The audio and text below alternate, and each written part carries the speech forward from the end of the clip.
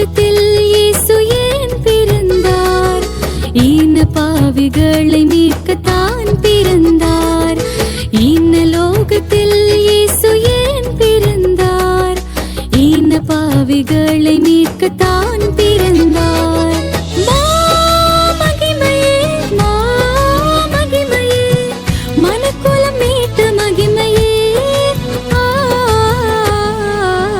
மனு உரு எடுத்த மகிமையே,